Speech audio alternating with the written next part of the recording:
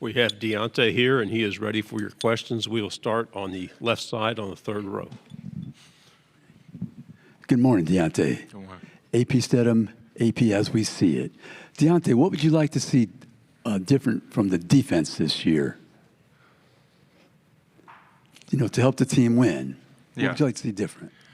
I think we just all have to be bought in. I think that started right when the bowl game ended, and you know we just all had to come together. I think being year one and Coach Wool's system, you know, we had our bumps and bruises that we had to go through throughout the season, and you know we just had to get more reps. I think as the season progressed, we were able to get better from it, and you know I'm very excited for our defense this year, and you know I feel like we have more guys that knows Coach Wool's system, and you know we know the rep. I mean we know the scheme. Now it's all about honing in on what the offense do, so we're able to anticipate at the highest level and fly around.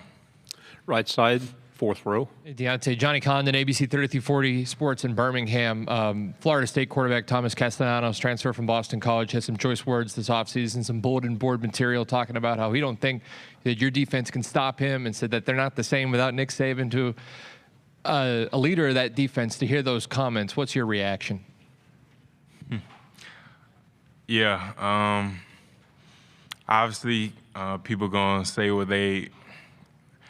what makes them feel the most confident, but it's something we can't really worry about because nothing matters other than what goes on inside those lines, and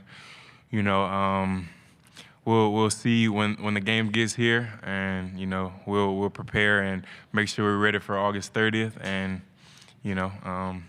we'll see it when we get here. Middle, fourth row, and then pass it to your left. Deontae, Jared Bates here, Mobile, Alabama, WNSP. Good to see a hometown kid here at SEC Media Days, but Deontae, in the SEC, so many great places to play. Y'all were undefeated at home last year, but is there a road stadium that has stuck out in your time in the conference? Man, to be honest with you, I think every road SEC game is tough because I think I played pretty much everywhere in the SEC. I'll go to Georgia this year, but even when we play Arkansas or Tennessee or Auburn, any road game, especially being Alabama, the fans are into it just a little bit more, and it's something we look forward to. We're all about a challenge, and we love coming in the away team stadium and trying to clear it out. Stay on the fourth row and then pass it forward. Hey, Deontae, Nick over in Mobile with WNSP. Coach DeBoer's talked a lot about how you are a leader and you're a mentor to everyone in that locker room. I'm curious, back in your hometown in Mobile, who are some of the leaders, coaches, and mentors who helped you get to the place you're at today and turn you into the man you are? That's a great question. First, I think, my parents, of course. They always been my support system. They always been in my corner no matter what. And, I definitely think they raised me the right way. I had a high school coach, Ronnie Cottrell. He did a lot for me as well. And, it's a lot of people, that helped me get to where I am today. And, I definitely had a lot of people to look at in ways of don't do that or do that. And so I think that kind of molded me as well. But, I think it just comes back to my parents, man. They really, instilled something in me at an early age, and, I was just able to, take it and run with it. Fifth row on the right side, then pass it forward. Trevor Denton with Way 31. Deontae, when you got hurt in that Oklahoma game, many people thought that was it for your college career. Why did you decide to return to Tuscaloosa, and how difficult or not difficult of a decision was that for you? Yeah, it was definitely a very hard decision. I think any college athlete, any college football player, we all have dreams and aspirations of playing at the next level. And, I feel like I had that opportunity. But, I had to look past that a little bit, It was still some things I need to work on. Being a leader more of a vocal leader, and just, building more relationships off the field. I feel like this would be a good year to, kind of set me up for life after football. Obviously, I have dreams and aspirations of playing at the next level, but,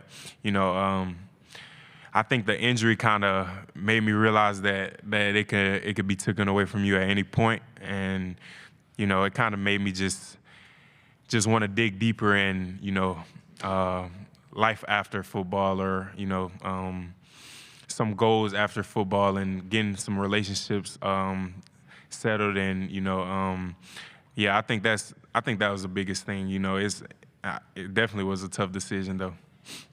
We'll go on the first row, then pass it over when you're done, please. Deontae, you were just sort of talking about it, but your rehab, I mean, what did you go through? Obviously, it's a physical journey, but it's a mental journey as well to get back to where you are now. Can you kind of describe that for us, and what journey you went through? Yeah. It was definitely a journey. I'm happy that I'm on the back end of it now, but, obviously it was something, I couldn't do by myself. I have full faith in my Lord and Savior Jesus Christ, and He's just been showing me different ways of how He's been with me, and it's just amazing to see, and just having, like I said, my family. They just them being my support system, them driving down to Tuscaloosa whenever they need to, just small things like that. It just makes it a little bit easier. Obviously, it's rough. Every day is not going to be pretty. You're going to have your days where you don't feel like doing it, but this is what I got to do. And another thing will be the medical team at Alabama. Jeremy Giselle, he's my guy, to be honest. I've been with him for the past 8 months, and every day, and we've been getting after it. And he just, when you have people around you, it just makes it a little bit easier. It's still something you gotta handle and get through, but it's all for a greater good. Excuse me, could you pass the microphone to the gentleman in the third row? Thank you. Hey, Deontae, Tony Reese, WTV. I'm out of Columbus. Man, I want to, as a defensive leader, get you to talk about the progression you've seen firsthand of Deontae Pierre and Red Morgan, those type of guys. Yeah, Deontae, I'll start with Deontae. He's growing into that edge rusher that you want. And, he gaining weight. I think he's about 250 now or something like that, but he's just working hard every day. I think he's establishing himself a role, and that's always good, because I feel like once you find that role, you just attack it full steam, and you're ready to go. And then Red Morgan, man, moved the corner. Definitely got some learning still to do, but giving it everything he got every day, and coming to work every day, and trying to learn as much as he can. Red's a freak athlete, so he has all the tools to be a great player. Is now just developing into more of a scheme type of player, and doing what's best for the team, and he's attacking that full head on, and I'm excited for both of them and their future. We have time for one more. We'll go on the back on the end. Dan Peck, ESPN 106.7 in Auburn. A lot was new for Coach DeBoer last year. Have you noticed any change or growth or development in him in his second year as your head coach? Yeah, no doubt. I think, last year it's hard to replace Coach Saban, and, just for him to come in and, just to take the job, that shows the confidence that he has in himself, and that's just great. And like you said, he's definitely developed. It's just hard for him to try to imply his way of doing things or his standard to us so early on year one. But now year two, I mean, we're all for DeBoer, and we're all into what he has to say or what he wants to do for the program. And I think that's he definitely feels that, and the players feel that as well. And we're excited and we're ready. Deontae, thank you very much. Wish we had more time for you. Thank you. Roll Tide.